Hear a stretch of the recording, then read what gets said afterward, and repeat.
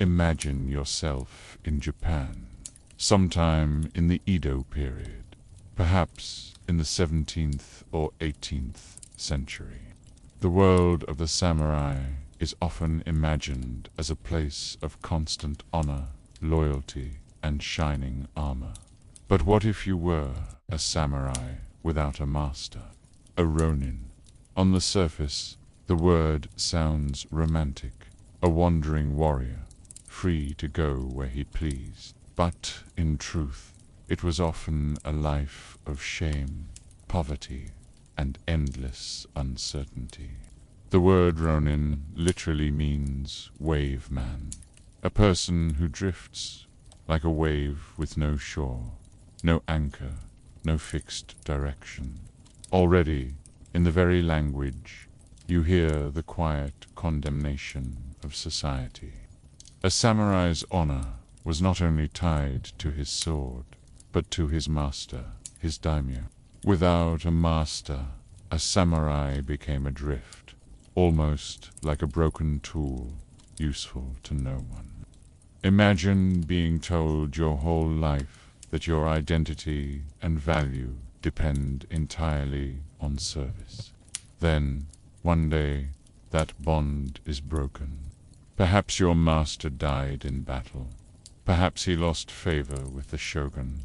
Perhaps you simply lost your position because of politics you never understood. Suddenly, everything you had trained for, everything you believed made you who you were, was gone. Now picture the daily life of such a ronin. At dawn, there is no castle gate to report to, no duty to perform.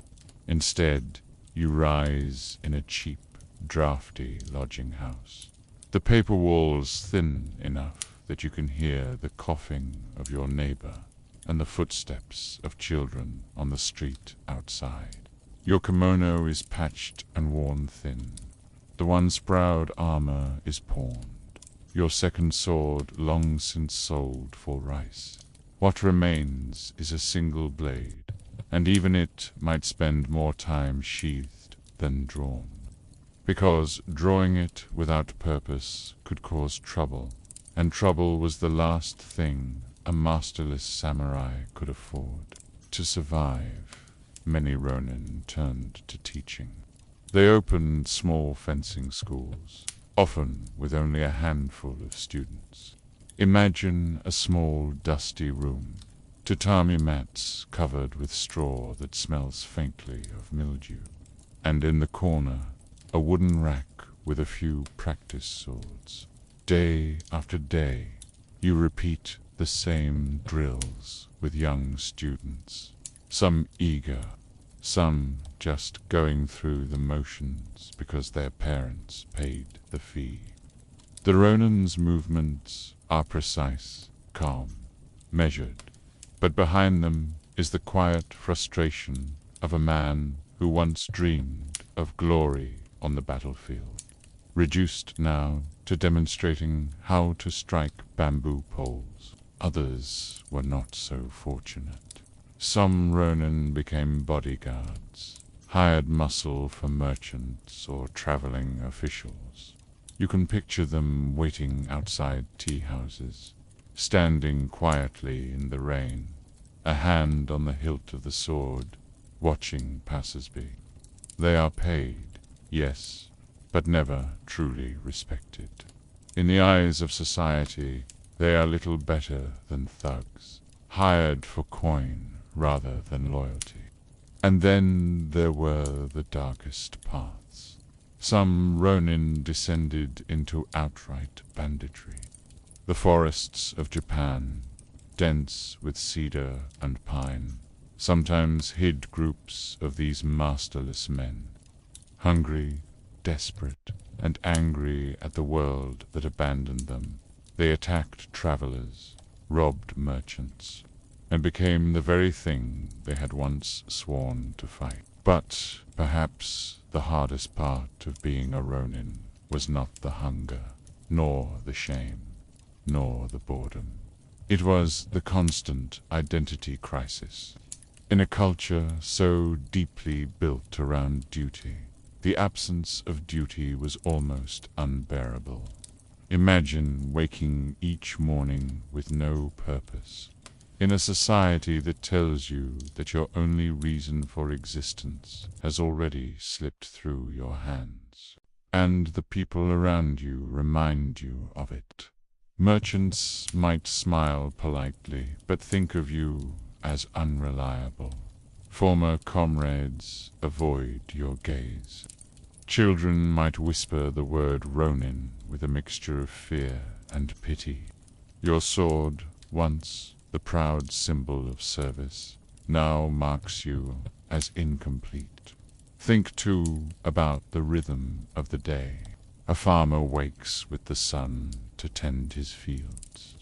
A merchant spends the day at his store. A craftsman hammers, saws, or paints. But a ronin wakes, and does what? He sharpens a blade he may never use. He walks through streets that no longer welcome him. He bows to people who look away. Time stretches, heavy and slow. Days bleed into weeks, weeks into years. The boredom becomes a kind of prison. Some ronin clung desperately to the old codes of Bushido, practicing daily as if their master might one day return. Others grew bitter, turning to sake to numb the long hours. Imagine the dim light of a roadside tavern, the smell of rice wine thick in the air, as a handful of ronin sit cross-legged, silent, their eyes fixed on nothing in particular. They speak little, for each carries the weight of his own failure. And yet, within this bleakness, there is a strange endurance. To be a ronin was to live outside the structure, but still to carry the memory of it. Many lived long lives, slipping quietly into obscurity. A few became legendary, not for their battles, but for the long, patient years of survival. As you picture this life, you can almost hear the soft sound of sandals on a gravel path, the distant ringing of a temple bell, the rustle of pine needles in the wind. The ronin walks alone, a shadow of the samurai he once was, moving without destination, a man adrift, a wave upon the sea. The tale of the 47 Ronin is often remembered as one of the most dramatic stories of loyalty in Japanese history. Plays, paintings, and later even films transformed it into a saga of heroic revenge. But if you step closer, if you slow the story down and look not at the final sword strokes but at the long, waiting in between, you begin to see something much quieter, and in some ways, much more human. It is less a tale of flashing blades, and more a tale of patience, paperwork, and the slow grind of time. The story begins with a man named Asano Naganori, a daimyo, a lord, in service to the shogunate during the early 1700s. He was ordered to oversee a ceremonial visit of envoys from the imperial court. For this, he had to learn the proper rituals, which were supervised by another high-ranking official, Kira Yoshinaka. The relationship between the two soured quickly. Kira was said to be arrogant, mocking, and demanding bribes. Asano, proud and straightforward, refused. On one fateful day in 1701, tensions reached their peak. Inside Edo Castle itself, a place where the drawing of swords was strictly forbidden, Asano attacked Kira with his blade. The attempt was clumsy, and Kira was only lightly wounded. But the act was unforgivable. The punishment came swiftly. Asano was ordered to commit seppuku, ritual suicide. His lands were confiscated. His samurai, more than 300 of them, were suddenly left without a master. Overnight, they became ronin. Among them was a man named Oishi Kuranosuke, who would become the leader of what followed. But here is where the story often speeds ahead in the popular imagination, leaping straight to revenge. In reality, nothing happened quickly. For months and then years, the ronin lived in a strange limbo. They were angry, humiliated, and determined to avenge their lord. Yet to act too soon would be foolish. The shogunate was watching them closely. So they waited. Imagine that. You are sworn to avenge your master. Your very sense of honor demands it. But instead of riding out to battle, you are told to disappear into the background, to melt into daily life. The ronin scattered. Some took up humble trades, carpentry, shopkeeping, even street peddling. They wore drab clothing, lived in poor houses, and pretended to abandon their former pride. Oishi himself staged the most convincing disguise. He left Kyoto and began frequenting the pleasure quarters, spending nights drinking heavily and appearing to drown in vice. People whispered that he had fallen, that he had betrayed his samurai spirit. In truth, it was a performance, meant to deflect suspicion. The shogunate grew confident that these men posed no threat. Now imagine the passage of time for these ronin, days that stretched into months, the bitterness of their loss never quite fading, yet always having to be concealed. In the morning, perhaps they sold wares at a market. At night, they practiced quietly, sharpening blades, rehearsing the plan in secret. Their families bore the weight of silence too. Wives and children watched as fathers slipped out into the night, carrying unspoken burdens. And in this long waiting, there was a peculiar kind of suffering. Revenge stories are usually hot, immediate, and fiery. But theirs was slow, cold, and stretched over nearly 2 years. Imagine keeping your anger hidden for that long, turning it into something steady, patient, and enduring. Finally, in the winter of 1702, their moment came. 47 ronin gathered in Edo, disguised as laborers and merchants. In the dead of night, under falling snow, they launched their attack on Kira's mansion. The fight was swift and decisive. Kira, the man who had brought down their master, was executed. His head was carried to the temple where Asano was buried, and there, at last, they presented it before his grave. Their duty was complete. But the story does not end in triumph. The ronin surrendered themselves to the authorities. They had broken the law, after all. And so the shogunate faced a dilemma. If they executed the ronin as criminals, they risked public outrage. If they pardoned them, they risked encouraging others to take revenge outside the law. The solution was something in between. The ronin were ordered to die honorably by seppuku. One by one they complied. 46 of them, for one had disappeared, perhaps on an errand, perhaps choosing another fate. They bowed, prepared themselves, and ended their lives with the same composure with which they had waited all those years. When you look at this story through the lens of boring history for sleep, it is less about sword clashes and more about the texture of time itself. Imagine the footsteps of ronin on snowy streets, the creak of floorboards in rented houses, the quiet murmur of a man rehearsing lines of a play to appear more convincing in his disguise. Imagine Oishi stumbling out of a tavern, his robe stained with sake, while his mind is still sharp, still focused on the plan. This tale is remembered as a glorious revenge, but its reality was one of paperwork, patience, and slow decline.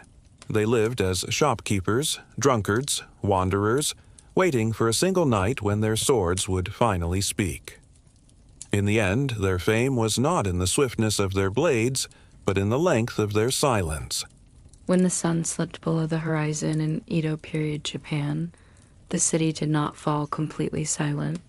Lanterns glowed faintly along narrow streets, paper screens shut tightly against the chill, and the air was filled with the occasional bark of a dog or the distant rattle of a cartwheel on uneven stones. And threading quietly through this half-lit world were the Yuriki and Dashin, the night watchmen, the guardians of order. Today, we might think of police officers with uniforms, badges, and patrol cars. In Edo, Japan, it was something quieter, more fragile, and far less secure. These watchmen were part law enforcers, part fire guards, part local protectors, and part deterrents simply by being visible in the darkness. Picture yourself walking along an Edo alley at night. The houses are pressed close together, their wooden frames creaking slightly as they settle. The air smells of smoke from cooking fires, of damp earth, and sometimes of fish from a nearby market that has closed for the day. Ahead of you, you hear a rhythmic sound, wooden clappers struck together in a slow, steady beat. Clack, clack, clack. This was the sound of the Hayoshiji, wooden blocks carried by night watchmen. They struck them as they walked, announcing both their presence and a warning. The guards are here, all is under watch. The sound was at once reassuring and unnerving. For honest townspeople, it meant safety. For anyone thinking of crime, it was a reminder that eyes and ears were moving through the night. The night watchmen carried lanterns too, their lights soft and flickering, casting shadows that seemed to dance along the walls of the narrow streets. Imagine how different night felt in those times. With no electricity, darkness was heavy and absolute. The faint glow of an oil lamp or a paper lantern was like an island of vision in an ocean of black. For many, the watchman's lantern was the only light they might see for hours, but the job was not glamorous. A watchman's shift was long, often lasting until dawn. He walked slowly up and down the same narrow alleys over and over. The rhythm of his steps became a kind of chant, steady, methodical. His ears strained for any unusual sound, the creak of a door that should be shut, the shuffle of feet that did not belong, the faint crackle of a spark that might grow into fire. And fire was the greatest fear. Edo, with its tightly packed wooden houses and paper walls, was a city always at risk of burning. A single stray ember could ignite an inferno. Watchmen were not only guards against crime, they were the city's first line of defense against flames. They carried not only their clappers and lanterns, but also small tools to raise the alarm. If fire was spotted, the steady clack of wood could suddenly become frantic, echoing through the streets like a drumbeat of warning. Bells would be rung, neighbors would rush from their houses, and bucket lines would form in desperate attempts to contain the blaze. There was also the matter of curfew. At night, certain parts of Edo closed completely. Gates to the city were shut and travel was restricted. Watchmen ensured that those outside had proper reasons. Imagine a lone traveler approaching in the dark, carrying a bundle.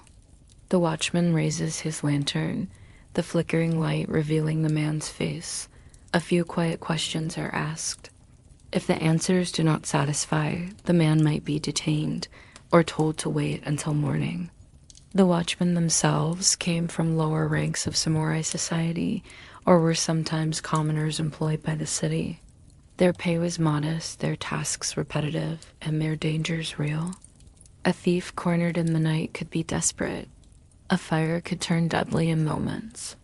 Yet much of their time was spent simply walking, listening, and waiting. It was a job of patience, of endurance, and of blending into the background. Think of the details of their world, the rough feel of the wooden clappers in their hands, polished smooth at the edges from endless use. The warmth of the lantern near their side, contrasting with the cool bite of night air. The sound of their own sandals crunching softly on gravel paths. The way the paper panels of houses glowed faintly if a candle was still burning inside, giving a glimpse of silhouettes moving within. And imagine the solitude. Though they patrolled in pairs or small groups, the hours of silence were long. Words were few. Instead, they listened to the wind moving through bamboo, to the distant croak of frogs near waterways, to the sudden rustle of a rat darting through refuse. Every sound was a potential signal, danger, fire, or perhaps nothing at all. For those living in Edo, the night watchmen were a constant background presence.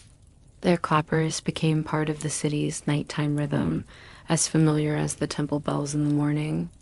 Children might fall asleep to the distant clack, clack, clack, their dreams mingling with the imagined shapes of lanterns bobbing in the dark. In the end, the secrets of the Night Watchmen are not tales of battles or dramatic arrests, but of the steady, repetitive patterns that kept a vast wooden city alive through centuries of risk. Their vigilance was quiet, their tools simple, and their nights long. But without them, Ito's people would have faced the darkness alone. To understand the rhythm of life in samurai-era Japan, we must leave behind the narrow alleys of Edo and step into a very different world, the residence of a daimyo, a feudal lord. These were men of rank and wealth, with domains stretching across provinces, commanding armies of samurai and owing loyalty to the shogun. Their lives were marked by ceremony, strategy, and constant vigilance. And yet, for all their power, their days were filled not only with glory, but also with tedium, pressure, and anxiety. Imagine arriving at the gates of a daimyo's mansion in Edo. The compound is vast, surrounded by earthen walls and wooden gates reinforced with iron. Guards in formal attire stand watch. Within the gates lies a carefully ordered world, a garden designed with precision, ponds reflecting the sky, gravel paths raked smooth, and pine trees bent into deliberate shapes. The daimyo's residence was both a home and a stage, a place where authority was displayed through symmetry and discipline. A daimyo's day began early. Attendants entered quietly, sliding open paper screens, bringing warm water for washing, and arranging robes. Layers of silk and cotton were chosen according to the occasion, a meeting, a ceremony, or simply the routines of administration. The act of dressing itself was ritual, reminding the lord of his station and the roles he was expected to play. Meals, too, were ordered affairs. Breakfast might be simple: rice, miso soup, pickled vegetables. But the setting mattered. Servants moved gracefully, ensuring that everything was in place. Every movement in a daimyo's household was guided by etiquette. Even small details, like how a tray was presented, reflected the values of hierarchy and control. After the morning rituals, the daimyo turned to business. Scrolls were unrolled. Messengers arrived with reports from his lands, harvest yields, disputes between peasants, accounts of rice tax, requests for building repairs. Rice was not just food, it was currency, wealth, and political power. A poor harvest could weaken a daimyo's standing, while abundance could fund armies and gardens alike. The daimyo also received visitors, vassals seeking favor, samurai presenting petitions, envoys from neighboring domains.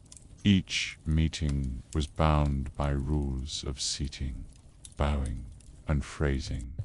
Imagine sitting in a large tatami room, the air heavy with incense, while conversations moved carefully like pieces in a game of Go. Words were chosen not only for meaning, but for nuance, to show respect, to imply strength, or to conceal doubt.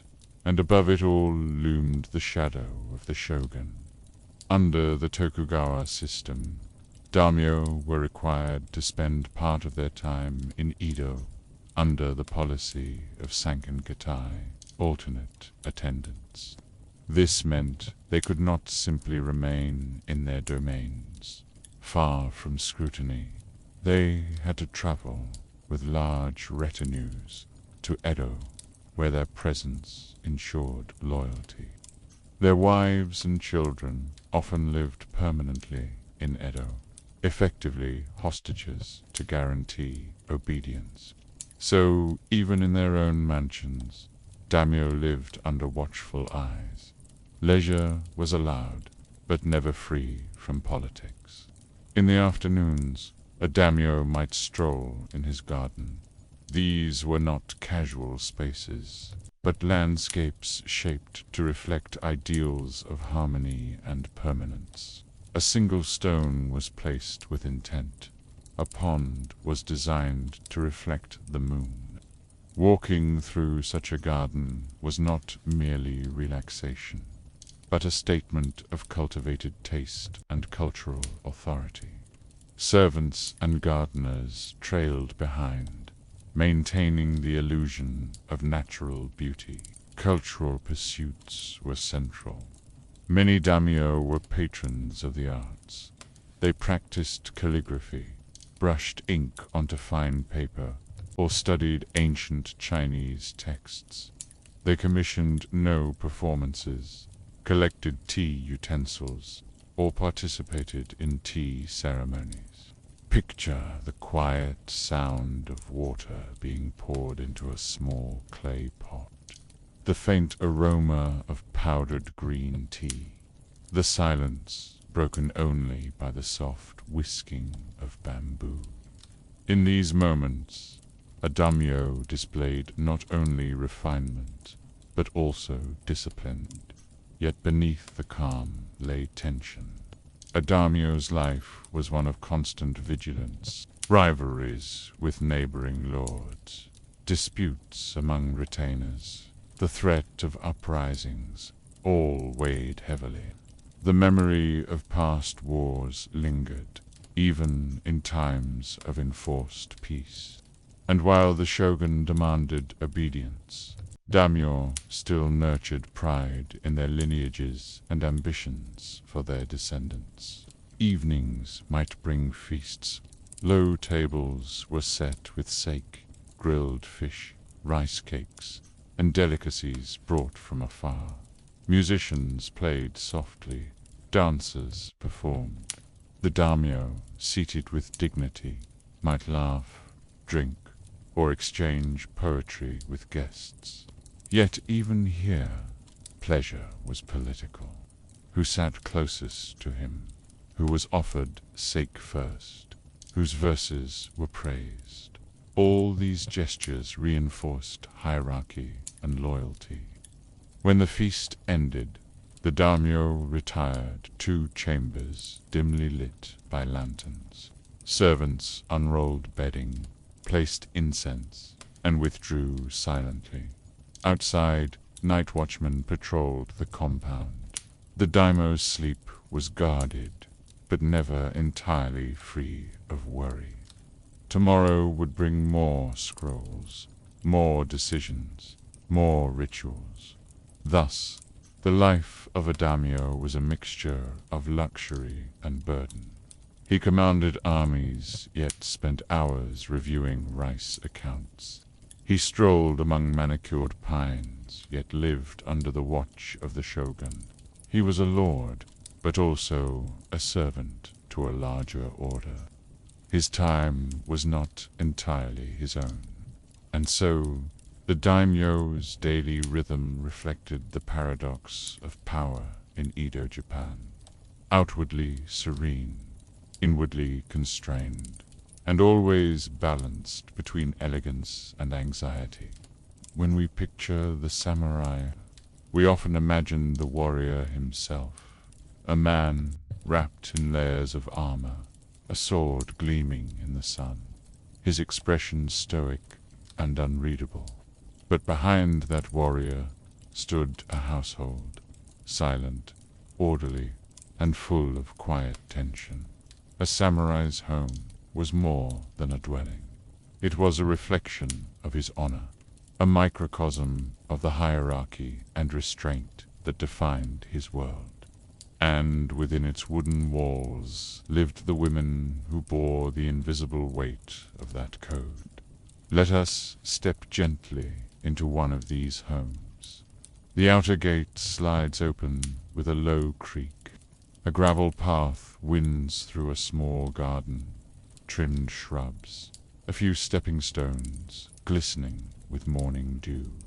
The air carries the scent of pine and charcoal smoke. Inside, everything is made of wood, paper, and silence. The floors are polished from years of careful sweeping. Tatami mats line the rooms in perfect symmetry. Light filters softly through shoshi screens, painting pale rectangles on the floor. Every sound, the brush of a sleeve, the crackle of a fire, seems to echo gently in this world of stillness. The lady of the house rises before sunrise. Her day begins not with shouting or clatter, but with the delicate sequence of small, disciplined motions.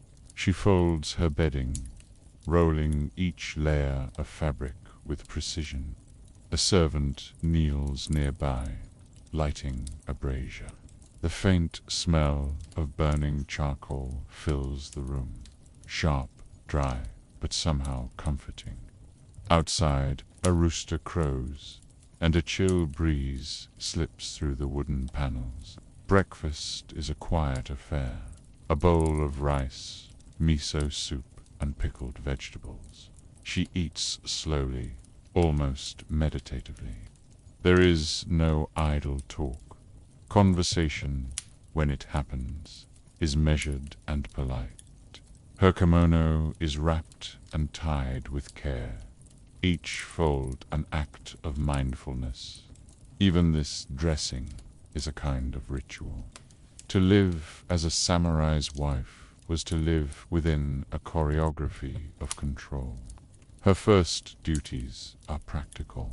She checks the household accounts, ensuring that the rice stores are properly measured, that the servants have carried out their tasks, that no candle has been wasted, no cloth torn without reason. Order is not merely comfort, it is honor. A tidy home reflected a disciplined heart. And in a society where the husband's reputation determined the family's fate, the wife's diligence was as important as his sword. When guests visited an official, a fellow samurai's wife, or a priest, she moved like water. Every bow, every word, every motion was precise but unhurried. Tea was poured silently, without spilling a drop. She smiled faintly, never too much. The rhythm of the household was a soft heartbeat beneath the strict surface of duty. Beyond the daily routine lay an emotional endurance that few spoke of. Her husband might be gone for months, even years, on duty to his lord in Edo. Messages traveled slowly. Sometimes she waited through entire seasons without word. In his absence, she kept the household running, raised the children, and preserved his memory in every gesture. If he died in service, she was expected to show dignity, not despair.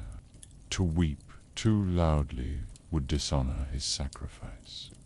To remarry too soon could bring shame. So she lived in quiet composure, her grief folded inward like the layers of her kimono. Her daughters watched and learned. From their earliest years, they were taught to kneel properly, to bow at the correct angle, to move their hands gracefully while serving tea. Their mothers corrected them gently, but firmly. A slouched back or an unsteady step could bring a lecture about family reputation, self-control, and the invisible eyes of society. Even playtime was subdued.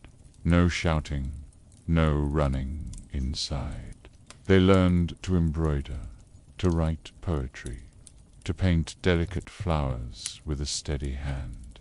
And as they grew older, they were reminded that their future marriages were not matters of love, but of alliance.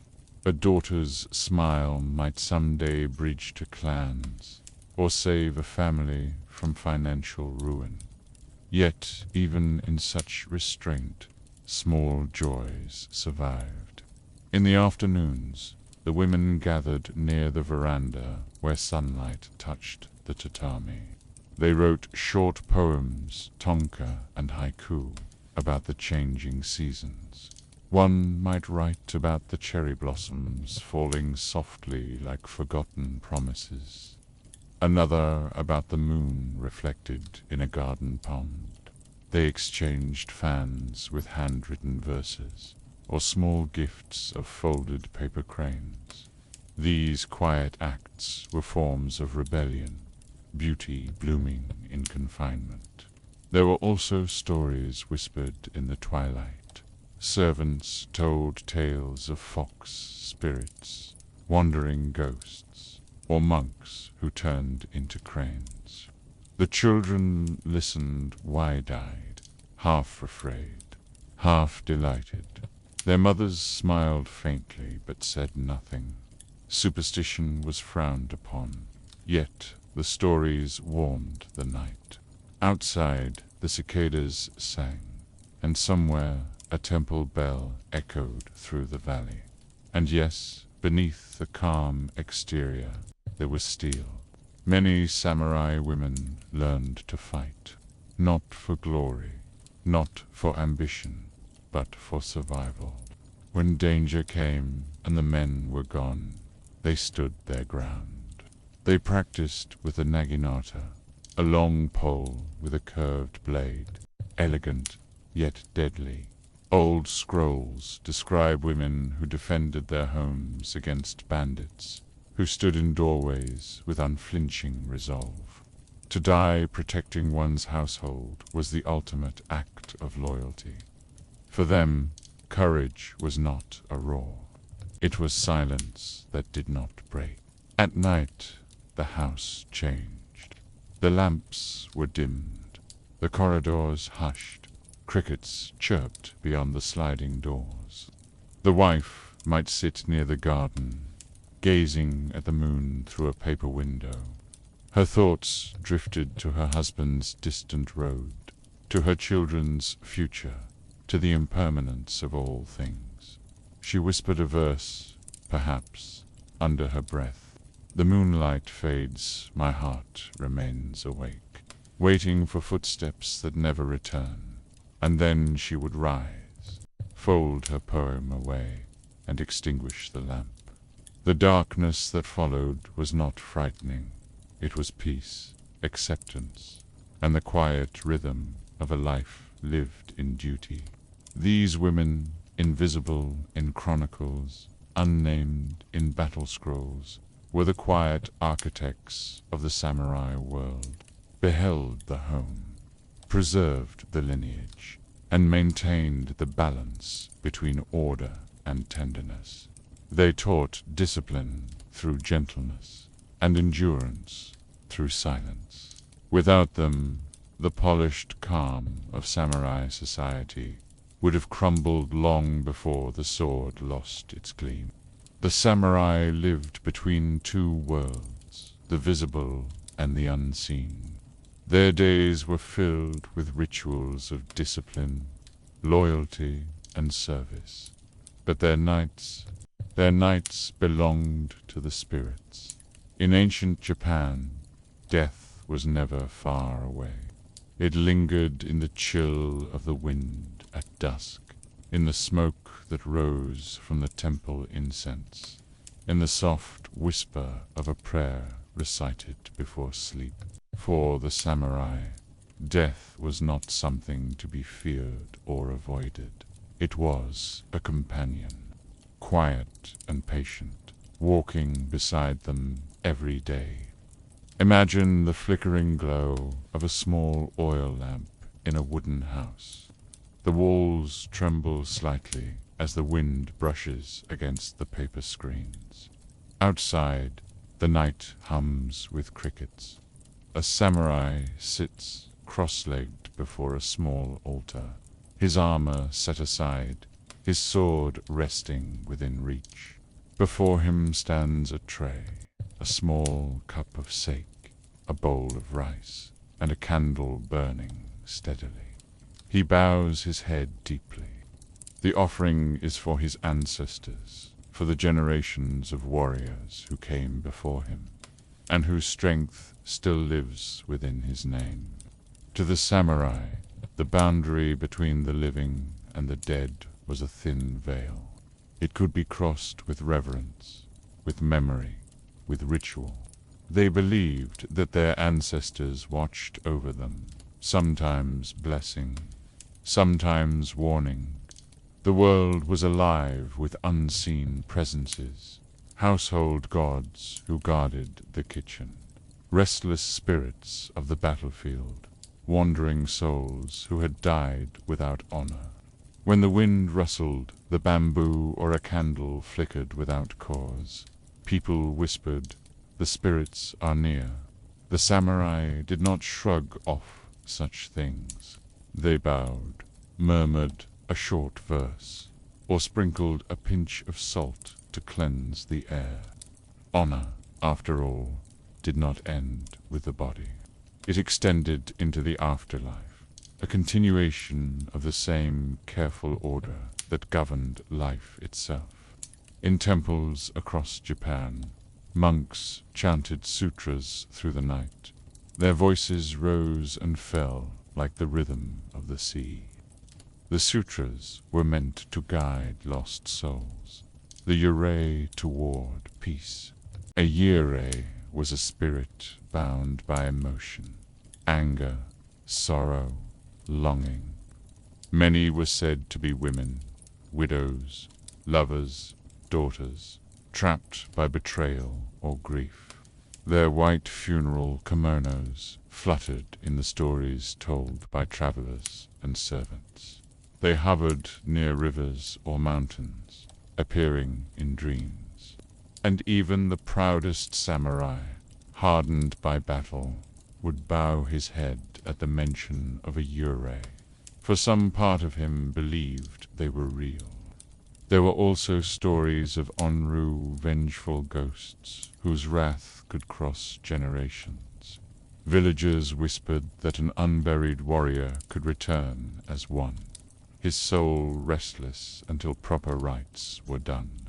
So when a samurai fell in combat, his comrades took great care to recover his body, to cleanse it, to lay it to rest with honor. The ceremony was both duty and protection. To neglect it was unthinkable, for a haunted house brought not only fear but shame. Every year, during the Oban festival, the living welcomed the spirits back. Lanterns were lit along rivers and roads, their warm glow guiding the ancestors home. In the towns, families gathered at nightfall, dressed in cotton robes. Children laughed softly as they placed small candles inside paper lanterns and floated them down the stream. The water shimmered with points of light, a constellation moving gently across the dark surface. Drums beat slowly, like the pulse of the earth itself.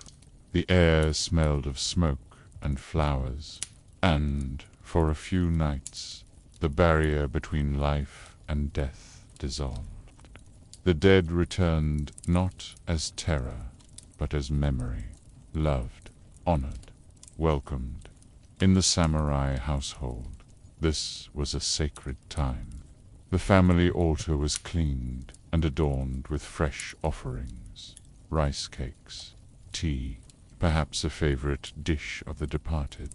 Names were recited softly, one by one. The children bowed 3 times before the small shrine. The mother burned incense, its curling smoke rising like a bridge between worlds. The father remained silent, watching the flame. For him, the spirits of his ancestors were not just stories. They were the source of his duty, the reason he could bear his burdens. He was never truly alone. But not all encounters with the unseen were gentle. There were times when fear crept into the quiet corners of the night.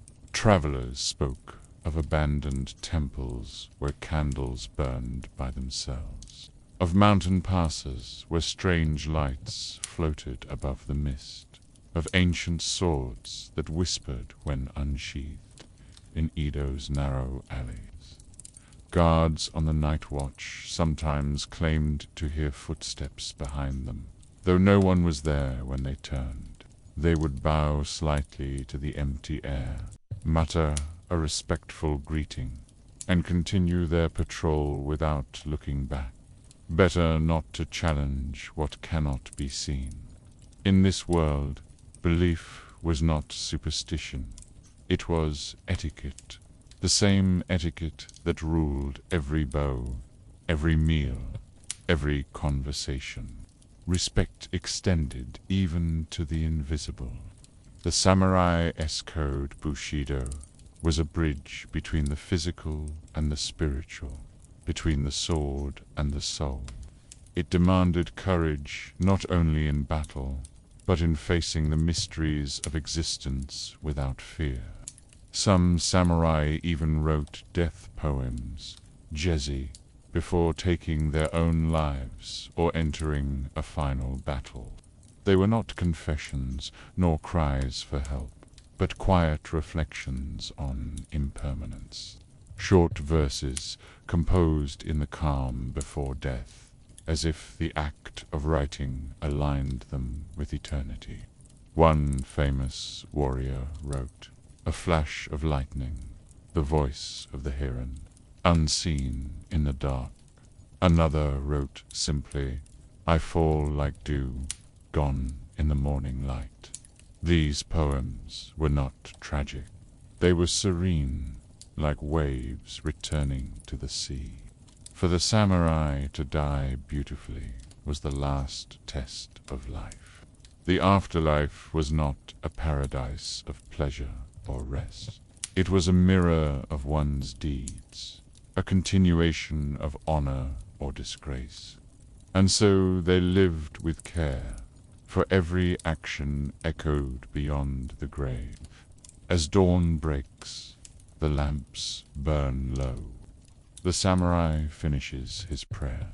He slides open the screen door, steps into the pale morning light, and breathes the cold air of a new day.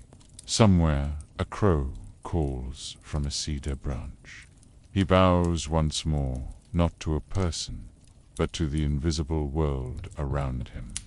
The spirits are still there, watching, waiting, listening, and in the rhythm of his breath, in the calm of his movement, the boundary between life and death seems to fade once again. When we imagine the world of the samurai, we think of blades, armor, and banners, of men standing beneath cherry blossoms, ready to die for their lords. But behind that world, in the shadows of sliding doors and the soft hum of household life, there was another strength, a quieter one. It belonged to the women who held everything together. The samurai's wife lived a life ruled by discipline, just like her husband. But her battlefield was different. It was made of silence, patience, and unending duty. From the moment she awoke before dawn, her day followed a rhythm as precise as the steps of a tea ceremony. The house would still be dim when she rose, the tatami floor cool beneath her bare feet. Somewhere in the distance, a rooster crowed. She would slide open the screens to let in a thin blade of morning light, then move quietly through the rooms, checking the fire, preparing water for tea. Every motion deliberate, every sound soft enough not to wake the children. In a samurai household, everything had meaning. The way a cup was placed, the way a scroll was hung, the way the family crest, the man, was displayed. A wife was the guardian of harmony. Her task was to keep the household in balance, to make sure that the visible order of the home reflected the invisible order of the samurai's soul. Outside, her husband might bow before his lord. Inside, she bowed before the small family altar. She tended the incense, offered food for the ancestors, and taught her children to do the same. The samurai-s code, Bushido, spoke of loyalty, honor, and self-control. She practiced those virtues not with a sword, but with her life. In the towns and villages, the wives of lower-ranking samurai worked hard to make ends meet.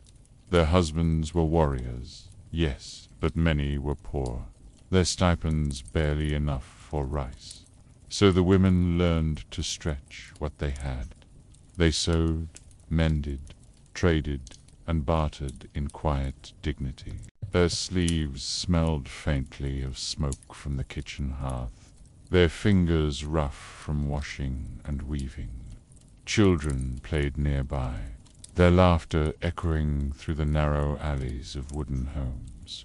A mother would glance up from her work, a faint smile on her lips, then return to her needle or her pot. Life was simple, but not easy. Every day carried the weight of expectation, to serve the household, to endure hardship, to keep composure no matter what. In a high-ranking samurai mansion, things were more refined, but not necessarily freer. The lady of the house had servants, yes, but her world was one of ceremony and caution. Every gesture could be observed, every word remembered. Letters were written with care, polite, indirect, elegant. To speak too boldly was to invite suspicion. To show too much emotion was to lose face. So the noblewoman mastered restraint, the art of saying nothing, yet meaning everything. Her beauty was measured not by appearance alone, but by grace, by the quiet music of her movement. When she poured tea, her sleeves drifted like petals. When she bowed, her back curved like a willow. But beneath that calm exterior lived a sharp mind. Many samurai wives were educated, taught to read, write, and even manage accounts while their husbands served elsewhere. Some kept journals, small books of poems and reflections, hidden inside drawers or wrapped in silk. Through those pages, they spoke freely in a way they could not in public. A few of these diaries survive. Their ink faded, but their voices still clear. One woman wrote, "He rides to war, and they call him brave. I stay behind and mend his clothes, and no one calls it courage." Another wrote simply, "When the rain falls, I imagine him riding through it. My sleeves grow heavy with thoughts. Their words remind us that silence does not mean absence. It means endurance, a strength that does not shout, but holds." During times of conflict, some women were forced to take charge entirely. When men went to battle, they defended their homes. In certain samurai clans, women were trained in the naginata, a long-bladed pole weapon, elegant yet deadly. They learned to fight not for glory, but to protect, to guard their children, their family shrine, their honor. It was said that the most dangerous sight in a besieged castle was a woman standing firm at the gate, the naginata gleaming in her hands. Yet the truest power they held was emotional. They were the keepers of memory, of names, stories, traditions. They preserved the line of the family. ensuring that the next generation would grow up not only strong, but honorable. A mother would teach her son the proper way to bow, the way to speak to elders, the way to care for his sword. But above all, she would teach him the quiet courage of restraint. Win without anger, she might say. Endure without complaint. Evenings in the samurai home were still. After the evening meal, lamps were lit, and the household grew calm. The husband might polish his sword in silence, each stroke slow and precise. The wife might mend a kimono, her needle glinting in the soft light. Outside, the cicadas sang their endless song. It was a rhythm of life, patient, unhurried, deeply human. On festival days, laughter returned. Families would visit shrines together, dressed in their best robes. The air smelled of sweet rice cakes and pine smoke. Children ran ahead, chasing paper lanterns, while mothers followed with folded fans and quiet smiles.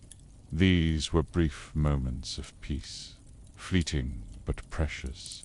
In the great cycle of samurai life, women rarely appeared in chronicles or battle records. Yet, without them, the code would have collapsed. They were the still water that reflected the moon of honor. They gave meaning to the duty their husbands lived and died for. At night, after everyone slept, the samurai's wife might step outside for a moment. The garden was silent. A frog croaked near the pond. The moon hung pale over the tiled roofs. She breathed in the cool air, let her thoughts drift, then returned inside. Tomorrow would begin again before dawn. The fire to light, the rice to cook, the prayers to whisper. A life of endless repetition, yes, but also one of quiet beauty, because for her, as for her husband, honor was not in victory or fame. It was in balance, humility, and devotion, in doing what must be done every day without complaint. In that stillness lay a power stronger than any sword, a power that endured long after the samurai age faded into history. The samurai was not only a warrior, he was also, in a quiet way, a philosopher.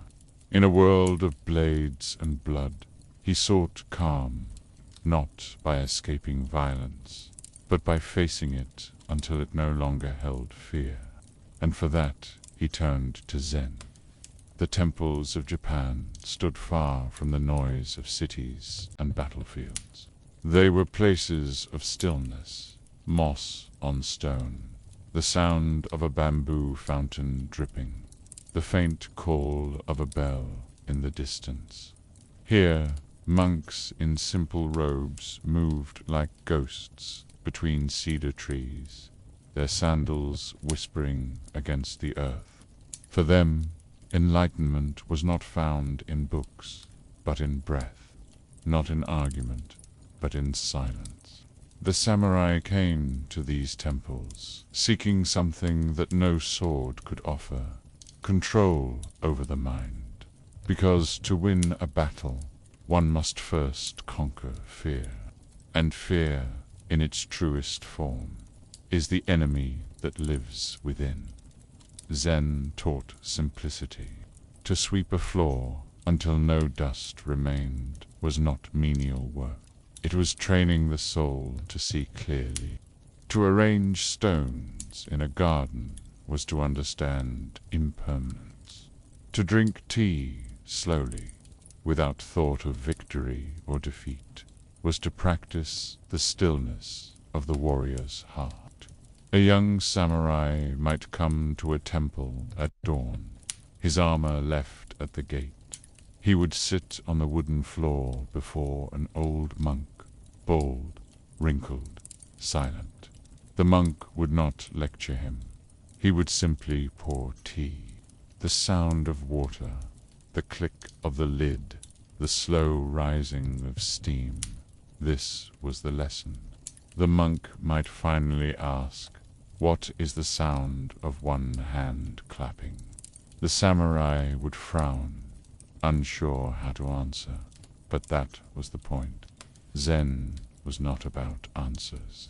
It was about breaking the mind's endless noise. Pit in battle, a warrior's thoughts could be his undoing. If he hesitated, he would die. If he grew proud, he would fall. The samurai who mastered Zen did not think he simply was. His sword became an extension of breath, his movement effortless, precise, and empty of desire. This state, mushin notion, mind without mind, was the ultimate goal. It was neither calm nor rage. It was clarity, like the surface of a pond untouched by wind. Many samurai lords kept Zen monks as advisors or teachers. They would meditate together before major battles. Some wrote poetry on the eve of death. Haiku whispered into the night. One such verse said, "Cutting through silence, the sword returns to its sheath, nothing left to fear." Others described the falling of cherry blossoms, symbols of both beauty and impermanence. Because for the samurai, life was brief, fragile, and worthy of reverence.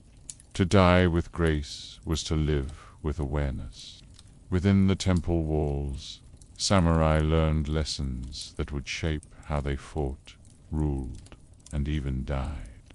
A monk might tell them, the sword that kills is also the sword that gives life. Meaning, a blade can destroy, but it can also protect. It is the mind behind the weapon that decides. Outside, in the gardens of Zen temples, the world seemed to stop.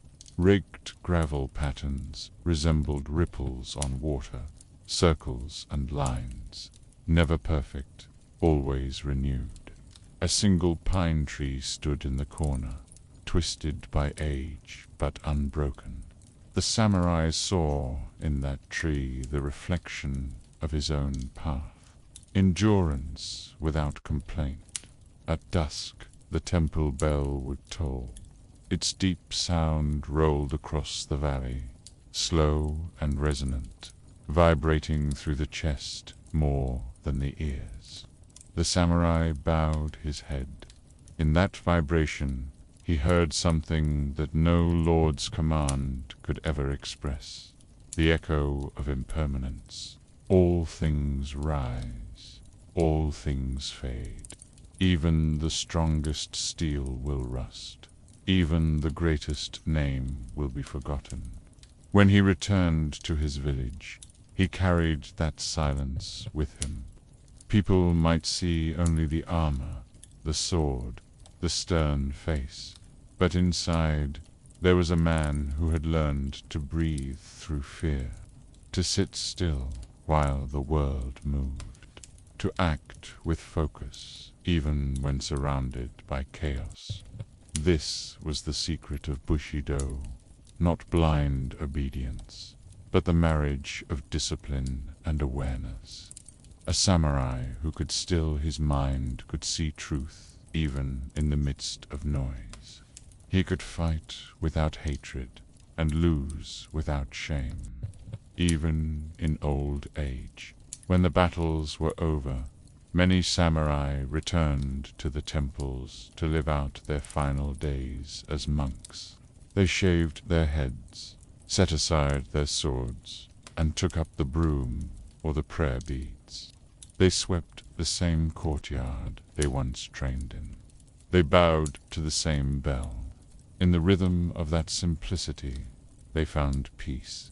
There are still monasteries in Japan today where the faint echoes of those warriors linger. Their sandals no longer clack on the floorboards, but their spirit remains in the still air, in the whisper of pine, in the quiet drip of water from a bamboo pipe. And perhaps, if you stand there long enough, you can almost hear it, the breath of the samurai who has laid down his sword, the deep calm that lies beneath all storms, the silence after the battle, pure, absolute, eternal. When we think of the samurai, we imagine clashing swords, shining armor, and men shouting in the rain.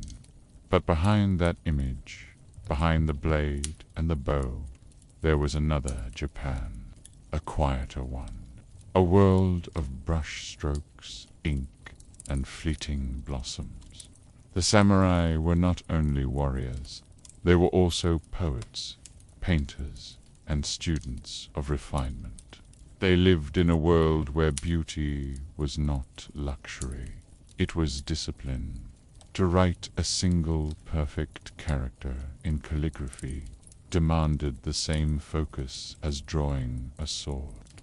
To pour tea without spilling, a drop required the same control as holding one's breath before battle. This world was built upon a simple, haunting idea. Perfection lies in imperfection. That idea was called wabi-sabi. Wabi-sabi is difficult to define, but easy to feel. It is the appreciation of what is simple, humble, and fleeting. It is a cracked tea bowl, repaired with gold. It is the weathered wood of a temple gate, darkened by centuries of rain. It is the beauty of things that do not last. A samurai might return from war and sit in his small study, where a single candle flickered against the paper walls. He would take up his brush and inkstone, grind the ink slowly, and let the scent of pine smoke fill the room. Then, with a steady hand, he would write. The dew on the blade, it falls as morning fades away. Only silence stays.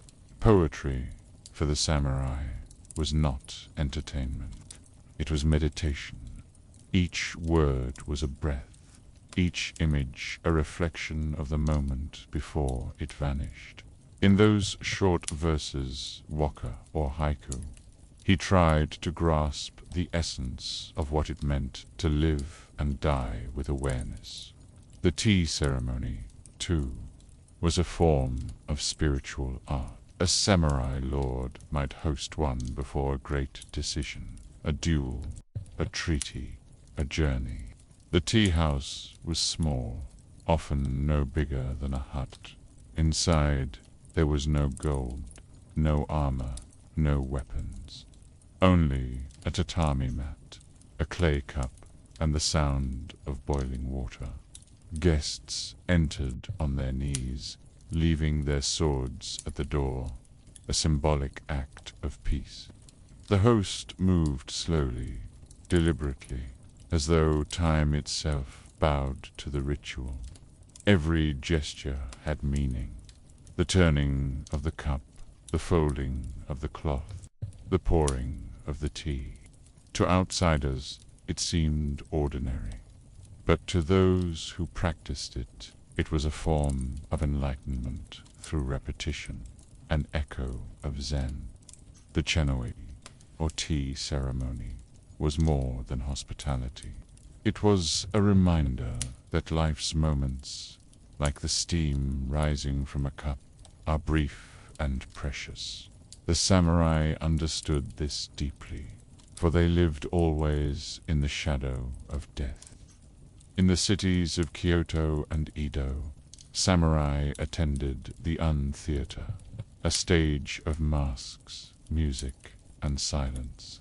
Unlike the lively kabuki of merchants, Un was slow, almost dreamlike.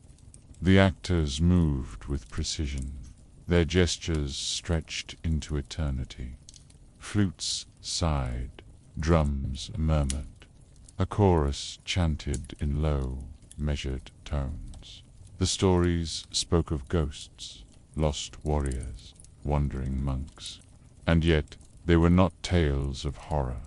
They were meditations on memory. The boundary between life and death was thin in these plays, like mist over a river. Samurai found comfort in that stillness. They recognized themselves in those wandering spirits, people bound by duty, yet longing for peace. Even the architecture of their homes reflected restraint. The samurai house was not grand, but balanced. Sliding doors of rice paper let in soft light. The smell of tatami straw filled the air.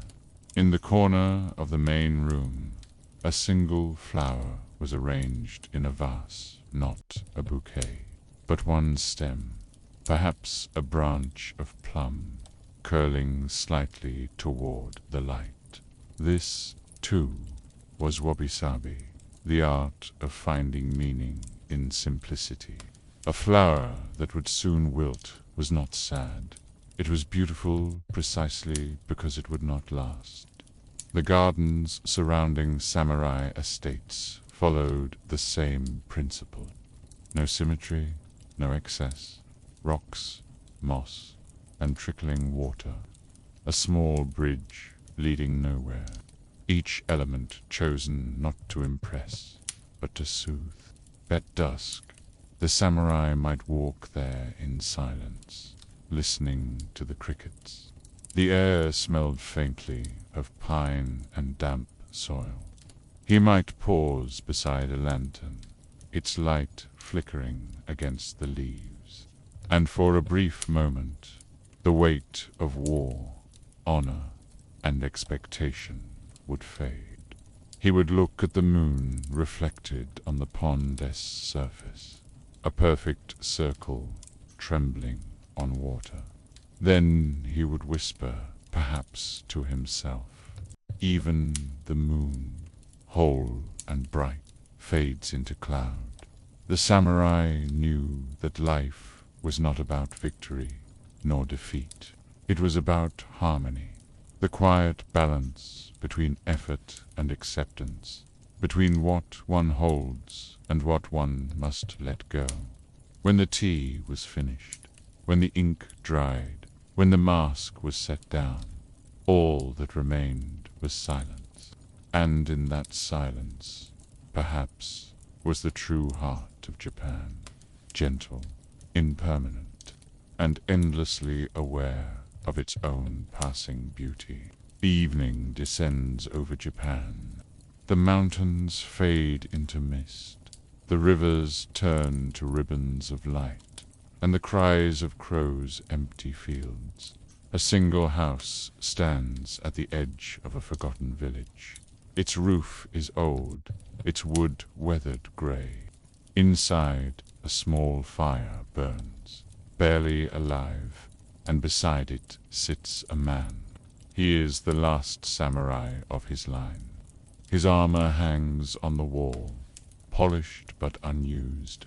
His sword lies on the floor beside him, sheathed and silent. He no longer sharpens it. He no longer needs to. Outside, the world has changed. The drums of war have gone quiet. The lords have fallen. The castles stand as museums, and the young now wear foreign clothes and study new sciences.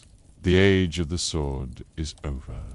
But for this old man, the rhythm of the past still beats quietly, like the pulse of a forgotten song.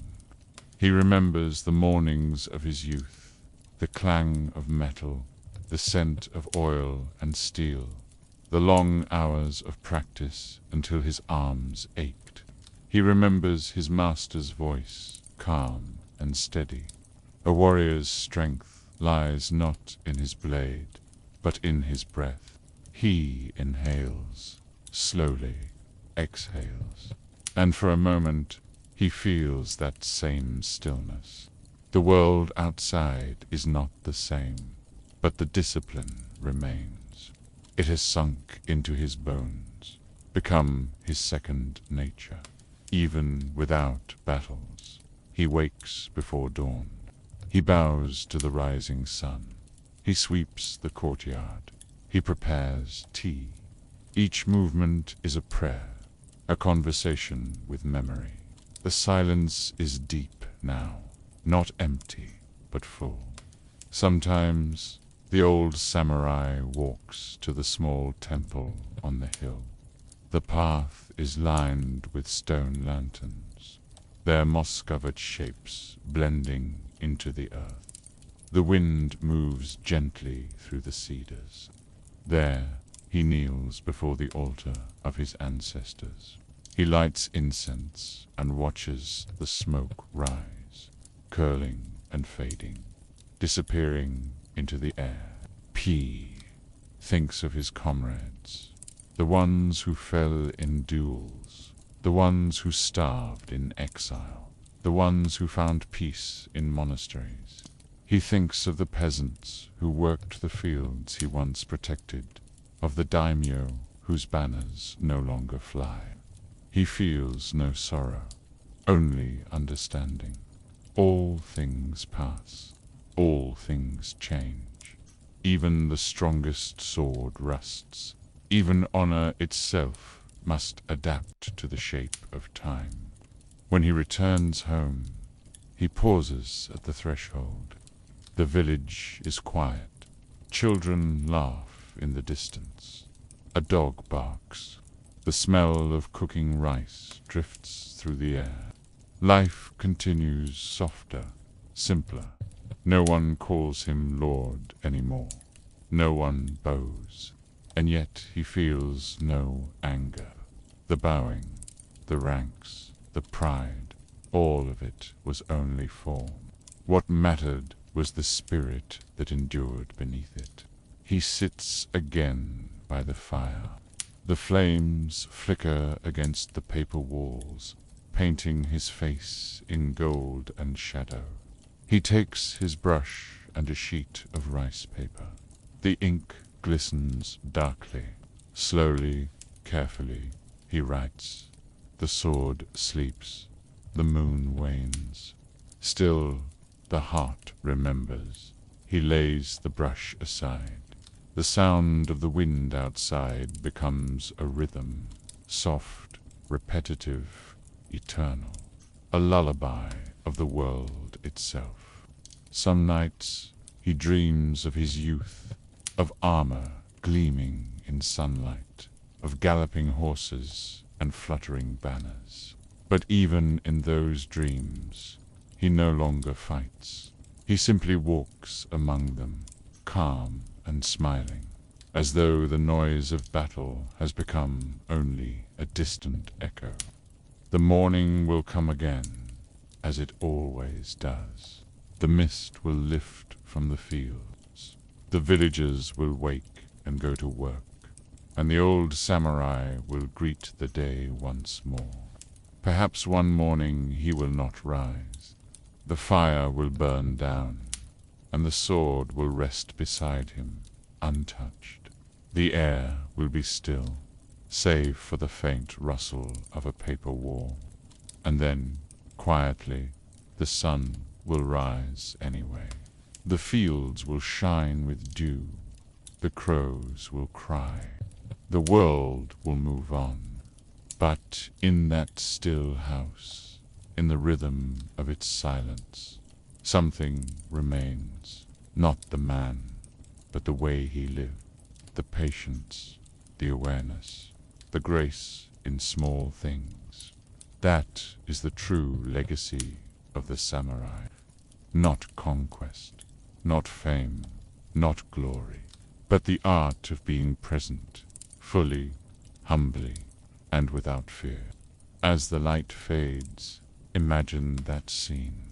A single sword glinting faintly in the last beam of dusk. The sound of the wind sighing through the bamboo. the hush of a world that has laid down its armor. The age of the samurai has ended, but the silence it left behind that remains. You have travelled far. From the noise of the forges and the clash of swords, through misty temples and moonlit gardens, to this, a quiet room, somewhere beyond time. The samurai age has ended, but its spirit drifts softly in the air, like incense smoke that never quite fades.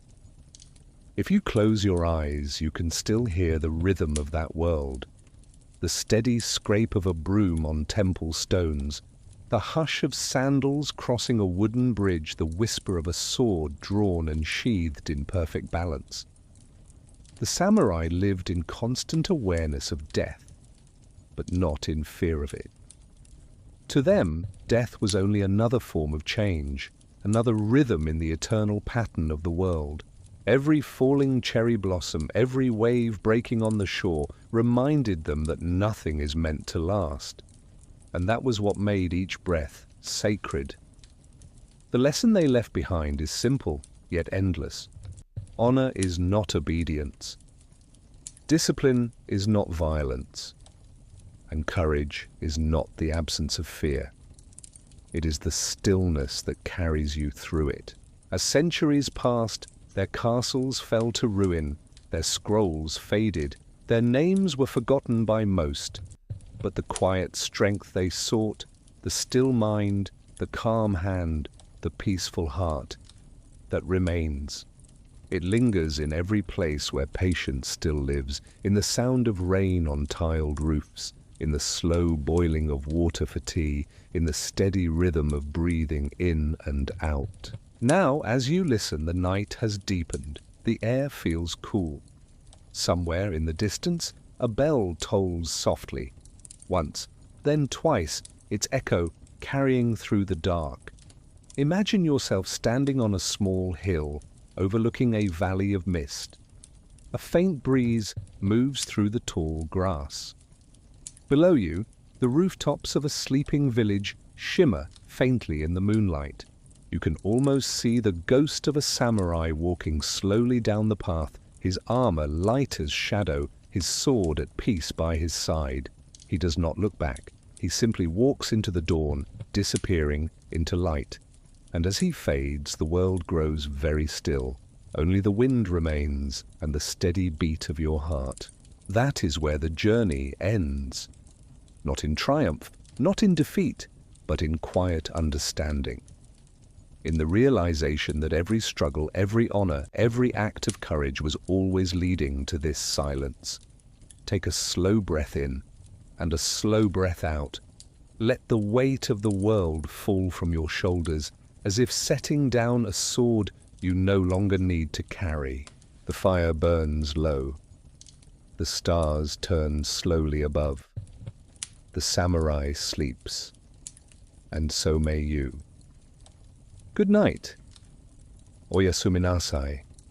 Oyasuminasai. Sleep well.